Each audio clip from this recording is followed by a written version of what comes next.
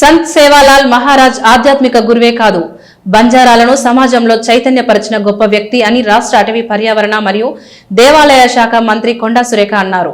వరంగల్ నగరంలోని కాశీబుగ్గలో సంత్ సేవాలాల్ 287వ జయంతి ఉత్సవాలు పురస్కరించుకొని స్థానిక నాయకులు మోతీలాల్ ఆధ్వర్యంలో ఏర్పాటు చేసిన కార్యక్రమంలో మంత్రి సురేఖ పాల్గొన్నారు.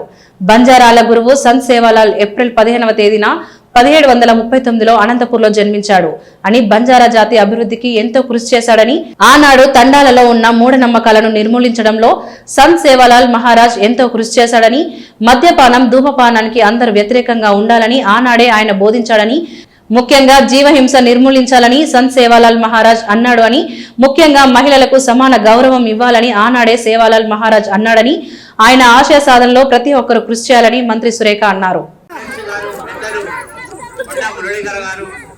మరియు జిల్లా కలెక్టర్ గారు ఈ 287వ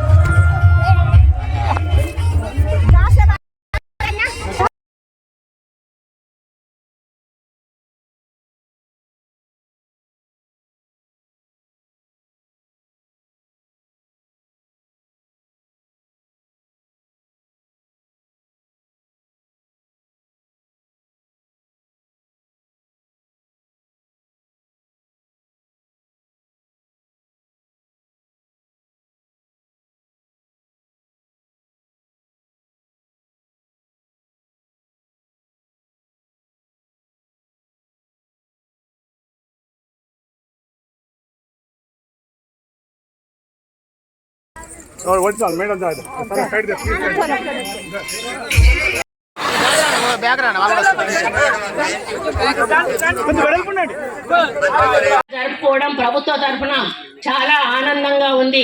కాబట్టి ఇప్పుడు మీరు చాలా కోరికలు కోరిన దాంట్లో ఎక్కడా కూడా మరి తప్పు లేదు. ఎందుకంటే మీ 2 టెంపుల్స్ ఏవైతే ఉన్నాయో అవి మీరు ఆల్రెడీ జాగా ఉందంటున్నారు. కాబట్టి ఏమన్నా తక్కువ ఉంటే ఆ పక్కన ఒకవేళ గవర్నమెంట్ జాగా ఉంటే 100% కట్టిస్తాను. మీరేదైతే కమ్యూనిటీ హాల్ అంటున్నారో కమ్యూనిటీ హాల్కు మనకు రెవెన్యూ ల్యాండ్స్ అయితే లేవు. మీరైతే చూడండి అమ్మా, 500 యార్డ్స్ ఉన్నా కూడా పర్వాలేదు. మున్సిపల్ ల్యాండ్స్ కూడా లేవు, కుడా ల్యాండ్స్ ఉంటాయి. కుడా ల్యాండ్స్ అంటే వాళ్ళు పర్మిషన్ ఇవ్వాలి. ఏదో ఒక పద్ధతిలో మాత్రం మీ ఎందుకంటే అన్ని క్యాస్ట్లకు కూడా కట్టించాము, మీ క్యాస్ట్కి లేదు.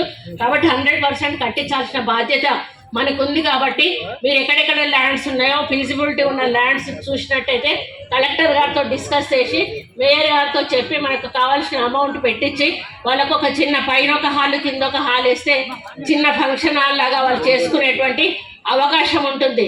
అదేవిధంగా సేవాలాల్ విగ్రహ ప్రతిష్ట మరి మన కలెక్టర్ ఆఫీస్ ముందు చెప్పడం అంటే అది కొంత అంటే ఇబ్బందికరం. ఎందుకంటే అన్ని కులాల వాళ్ళు కూడా మా దేవుణ్ణి పెట్టండి, మా దేవుని మీరు ఏదైతే కమ్యూనిటీ హాల్ కట్టుకుంటున్నారో అక్కడే పెట్టుకుందాం. మీ యొక్క ఆ విగ్రహ ప్రతిష్ట కూడా మీ కమ్యూనిటీ హాల్ ముందు పెట్టుకుంటే అది సింబాలిక్గా కూడా ఉంటుంది, మీకు కూడా ఆయనకు గౌరవం ఇచ్చిన వాళ్ళు అవుతారు. కాబట్టి అదేవిధంగా కొన్ని డబుల్ బెడ్రూమ్ ఇళ్ళ విషయం కానీ ఇంకా కొన్ని గిరిజనుల ట్రైబల్స్ ప్రాబ్లమ్స్ గురించి కానీ చెప్పారు.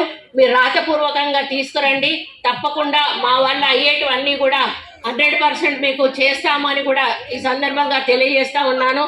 మరి అదేవిధంగా మరి ఇక్కడ ఒక విగ్రహం పోయింది అక్కడ ఎటు ఖమ్మం రోడ్కి, మళ్ళీ దొరికింది, కేసు పెట్టలేదు అంటే అది సార్ జ్యూరిస్డిక్షన్లోకి రాదు. సార్తో చెప్పాను, అక్కడ సిఐ గారితో మాట్లాడి మరి అది ఆయనే తెచ్చి తీసుకెళ్ళాడు, ఆయన తెచ్చి పెట్టాడు అంటే ఆయన ప్రూఫ్ ఉన్నప్పుడు ఆయన తెచ్చిపెట్టినా కూడా మరి దొంగతనం చేసిన దాని కింద 100% కేసు బుక్ చేయాల్సిందే. కాబట్టి కొంచెం మాట్లాడి మీరు ఆ కార్యక్రమం చేపట్టాలని కూడా ఏఎస్పీ గారికి విజ్ఞప్తి చేస్తూ ఉన్నాను.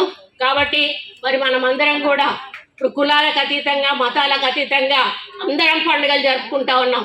రంజాన్ వచ్చినా సరే మరి శివరాత్రి అట్లాంటివి వచ్చినా సరే మరి ఈరోజు సమాజానికి ఆరాధ్య దైవం గొప్ప ఆధ్యాత్మిక గురువు ఎవరంటే మరి సేవాలాల్ మహారాజ్ అని చెప్పి మరి చెప్పుకోవడం మనకు మరి గర్వకారణం. ఎందుకు అనంటే మరి ఆయన జననం అనేది 1739 సంవత్సరంలో ఫిబ్రవరి 15న ఆంధ్రప్రదేశ్లోని అనంతపురం జిల్లా గుత్తి మండలం రామ్జీ నాయక్ తండా గొల్లలరెడ్డి దొడ్డిలో ఆయన జన్మించడం జరిగింది. ఇప్పుడే పెద్దలు చెప్పినట్టుగా తండ్రి భీమానాయక్, తల్లి ధర్మిణిబాయి. మరి దైవత్వం అనేది ఆయనను జగదాంబ మాత అంశగా బంజారాలు భావిస్తారు. అంటే మర్మ అంటారు మాత అంటే. ఆయన తన జీవితాంతం కూడా బ్రహ్మచారిగా ఉండి సమాజానికి సేవ చేసి మరి తన జీవితాన్ని సమాజ సేవకు అంకితం చేసినటువంటి మహనీయుడు మరి సేవాలాల్ గారు. మరి ఆయన చేసిన సామాజిక సేవలు, సంస్కరణలు చెప్పుకోవాలంటే చాలా ఉన్నాయి. మరి సేవాలాల్ మహారాజు కేవలం ఆధ్యాత్మ గురువే కాదు, మరి బంజారా జాతిని చైతన్యపరిచినటువంటి గొప్ప సంస్కర్త. ముఖ్యంగా మూఢనమ్మకాల నిర్మూలన చేయడం జరిగింది. మరి ఆ కాలంలో తండాలలో ఉన్న జంతుబళ్ళు, మూఢనమ్మకాలను ఆయన తీవ్రంగా వ్యతిరేకించారు. జీవహింస మహాపాపమని బోధించడం జరిగింది. మరి వ్యసనాలకు దూరంగా ఉండాలని, మద్యపానం, ధూమపానం వంటి అలవాట్లు మనిషిని మరియు కుటుంబాన్ని నాశనం చేస్తాయని, వాటికి దూరంగా ఉండాలని సేవాలాల్ గారు సూచించడం జరిగింది. 100 ఏళ్ల క్రితమే మహిళలకు సమాన గౌరవం ఇవ్వాలని, వారిని గౌరవించాలని ప్రబోధించినటువంటి మహనీయుడు సేవాలాల్ గారు.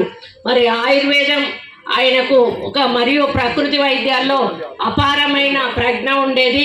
రోగులకు ఆపదలో ఉన్న వారికి మరి తనే ఈ యొక్క వైద్యంతో, వారికి ప్రకృతి వైద్యంతో సహాయం చేసే